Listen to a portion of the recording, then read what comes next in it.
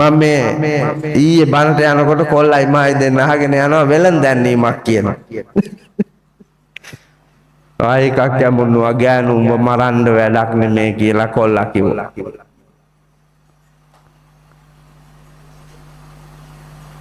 කුස්සියට අවශ්‍ය බඩු වාගයක් මට ඒකේ නම කියන්න හොඳ නෑ ආයතනයට හොඳ නෑ. අන්තර්ජාලය හරහා දැනුම් දුන්නාම ඒ බඩු සකස් කරලා මාළුව ඒ දණ්ඩ ගානටම සකස් කරලා ව්‍යංජනයට ඕන විදියටම සකස් කරලා ගෙදෙට්ටම ගෙනත් දීලා යනවලු අප්පා. දැන් ඕක කනට ඇහිච්ච ගමන් මේ කිලාට එනවා කුලප්පුව.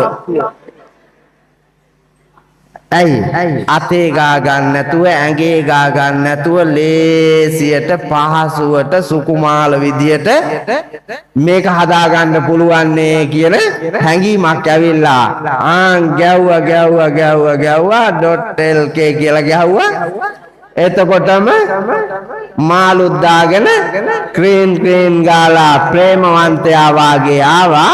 මාළුත් දීලා ඇහැකුත් ගහලා ටික දවසක් යනකොට මාළු කාපු එකීට නෝනත් දීගෙත් නැහැ.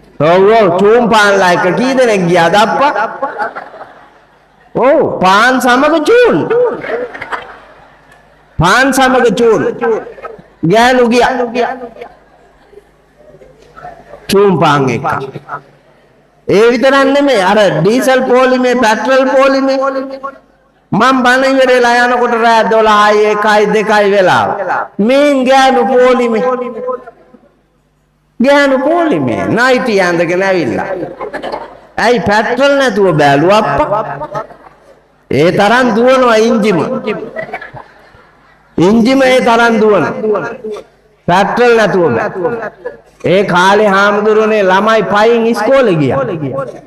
ළමයි රෙල් මැද්දෙන් කනතු මැද්දෙන් පිට්ටනි මැද්දෙන් මහා පාර දිගේ ඉස්කෝලේ පයින් ගියා ඔක්කොම. ඉස්කෝලේ ඇරිලත් ළමයි පාර දිගේ පොලිමට යනවා. මම බනට එන ගමන් දකිනවා. ඒකොල්ල මම ළමයින්ට පෙන්වනවා අපි පුංචි කාලේ ගියපු ක්‍රමවේදය ආවා. මේ ක්‍රමය කොච්චර වටිනවද? මේ ළමයි පාරිසරික වෙනවා නේද? ඇලේ දොලේ මඩේ වතුරේ හුළඟේ අවුවේ වැස්සේ මහ පොළවේ ස්වභාවය ඇඟට පතට දැනිලා පාරිසරික දරුවෙක් නිර්මාණය කරන්න කොච්චර වටිනවද? එහෙම තිබ්බේකනේ මේ කාලා තිබ්බේ කියලා මම තෙල් නැති වෙච්ච එකම හොඳයි කියන අදහසින් දැක්කා. එහෙම ටික කාලයක් යනකොටම රනිල් වික්‍රමසිංහ මහත්තයා ඇවිල්ලා ආයි සැරයක් මේ කිලාව කුලප්පු කෙරුවා. ආයි සැරයක් ගෑනුම කුලප්පු කෙරුවා. තෙල් ගෙනල්ලා දැම්මා. එතකොටම පෙට්‍රල් එක්කම දරුසෙනෙහස ආවා. පෙට්‍රල් නැත්තම් පයින් යනවා.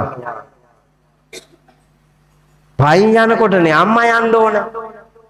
නේ හරකානි නායකයි වලකට වැටේ වැස්සට තෙමේ අවුවට වේලේ වාහන වලින් අනතුරක් වෙයි. ඒ හින්දා මා මොහු සමග යා යුතුයි කියලා හීන් එකාගේ අතින් අල්ලාගෙන යන්න තිබ්බා. මේක ගියේ නෑ ගෙන් එළියට. පෙට්‍රල් ආවා. එනකොටම පෙට්‍රල් වලට පුතා පුදුම වැඩේනේ. දරුසෙනෙහස දාලානේ දෙන්නේ. පෙට්‍රල් වලට දරුසෙනෙහස දාලා දෙන්නේ. ඒ එනකොටම මැවුන්දට සෙනෙහස පහළ වුණා. ගත්තා ස්කූටරේ ගියා ඉස්කෝලේට දැම්මා. පොළව හාර එක කතා කර ඉන්න. ගෑනු හිටපු තැන් වල වලවා. හාරලා මහ පොළොව. මේ සමාජයේ ව්‍යාකූල කළා. ඒක තමයි ස්වාමීන් වහන්සේ දියුණුව කියන්නේ. එතකොට අර දියුණු ජපානෙට ගිහිලා හිඟා කණ්ඩ යන්නේ ජපානේ උන් පයින් යන්නේ. ජපානේ මිනිස්සු පයින් යන්නේ. ජපානේ දරුවෝ පයින් යන්නේ. කොච්චර චූටිද මොන්ටිසෝරි පැටියා. මොන්ටිසෝරි ළමයෙක්වත් ගේන්න තහනම්. ළඟම තියෙන මොන්ටිසෝරියට දාන්න ඕනේ පයින් එවන්න ඕනේ. ළඟම තියෙන ඉස්කෝලේට දාන්න ඕනේ පයින් එවන්න ඕනේ. මුළු රටේම ඉස්කෝලවලට එක සමානව ලැබෙන අධ්‍යාපනය. ඒකේ උස මහත් කන්නේ. ඒක තමයි ක්‍රමය. මිනිහා පාරිසරික මිනිහෙක් කරන්නේ. අපිට නේ අවබෝධයක් නැති කම්පියුටර් වාගෙන ළමයි. අස්වාභාවිකයිනේ ළමයි. දැන් මේ ළමයෙකුට හුලඟක් වදින්න බෑ, වැස්සට තෙමෙන්න බෑ, අවුවට වැටෙන්න බෑ. වතුර එකක් වෙන කොහෙන්වත් බොන්න බෑ. මොකක් හරි ලෙඩ. ඉගෙන ගත්ත ලෝකේ කොහෙන් පුතා පැහැදිලි මිනිස්සු නෑ. ඔයාලා ඇවිදින්නකෝ බලන්න. ලංකාවේ ළමා නිවාස තියෙනවා. හැම ළමා නිවාසෙම සිංහල ළමයි පිරිලා. මුස්ලිම් අය ඉන්නවද?